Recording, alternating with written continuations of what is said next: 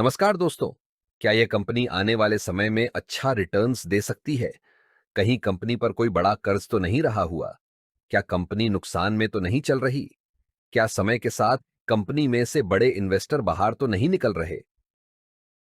इन सवालों के जवाबों के लिए हमें कंपनी के पिछले कुछ सालों की रिपोर्ट्स का अवलोकन करना होगा। दोस्तों, आपसे एक अनुरोध रहेगा कि अगले 4 से 5 मिनट इस वीडियो को बैकग्राउंड म्यूजिक के साथ ध्यान से देखें, जिससे आप खुद समझ सकेंगे कि कंपनी में कितनी मात्रा में और कितने समय के लिए होल्ड करना एक बेहतर विकल्प हो सकता है। यह कंपनी की प्रोफाइल है, जिसमें कंपनी की मार्केट कैप वैल्यू और अन्य चीजों को दर्शाया गया है।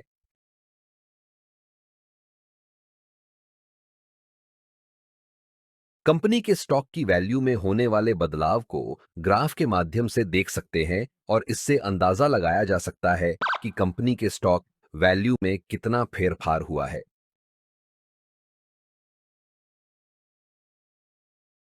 अब यहां पर कंपनी ने पिछले 1 साल में, पिछले 5 सालों में और शुरुआत से अभी तक कितना रिटर्न्स दिया है वह दर्शाया गया है।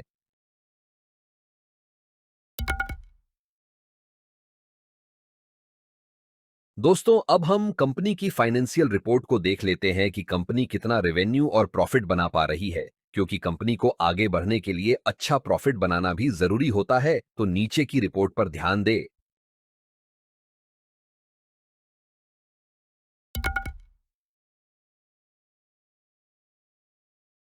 नीचे कंपनी की ईपीएस यानी अर्निंग्स पर शेयर की रिपोर्ट दी गई है, जो कि अगर लगातार बढ़ रही है तो अच्छा माना जाता है, तो इसका अवलोकन करें।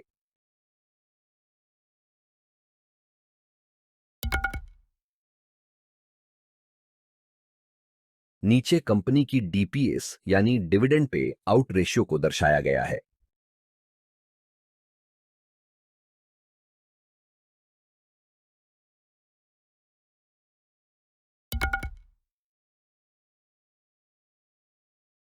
नीचे कंपनी की एसेट्स रिपोर्ट यानी कंपनी की संपत्ति की कीमत में होने वाले बदलाव को दर्शाया गया है, जिससे हम यह समझेंगे कि कंपनी समय के साथ अपनी संपत्ति को बढ़ा रही है या कम कर रही है।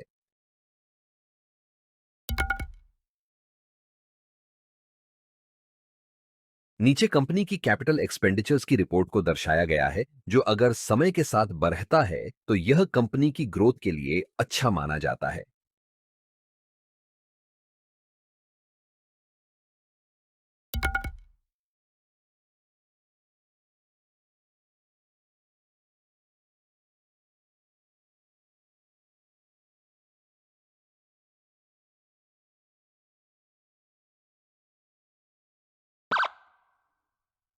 नीचे कंपनी की फ्री कैश फ्लो की रिपोर्ट को दर्शाया गया है।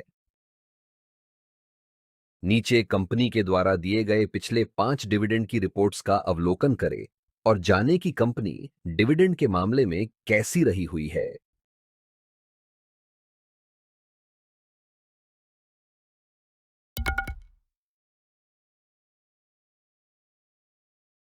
अब हम कंपनी पर रहे हुए उधार या कर्ज को देखेंगे, जो कि नीचे दर्शाया गया है।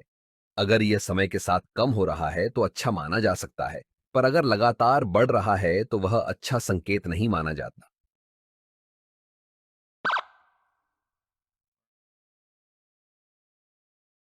नीचे कंपनी के पास रहे हुए स्टॉक की मात्रा को देखा जा सकते हैं और उसके साथ साथ यह भी देखना जरूरी है कि कहीं कंपनी ने अपने स्टॉक को गिरवी तो नहीं रखा हुआ। अगर रखा भी है तो कितनी मात्रा में रखा गया है। कंपनी में म्यूचुअल फंड्स के द्वारा की गई होल्डिंग को नीचे दर्शाया गया है।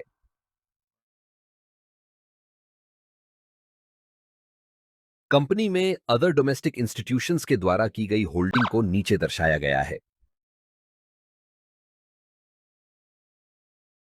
कंपनी में फॉरेन इंस्टीट्यूशंस के द्वारा की गई होल्डिंग को नीचे दर्शाया गया है।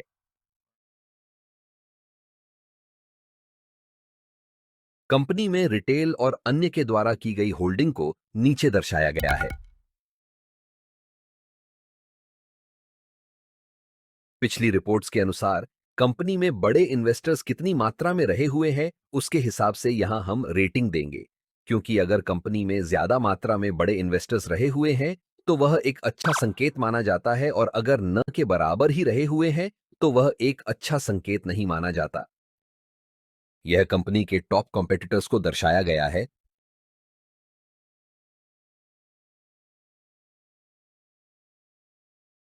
कंपनी में कुछ पॉपुलर प्लेटफॉर्म के द्वारा बताए गए रिस्क को नीचे दर्शाया गया है।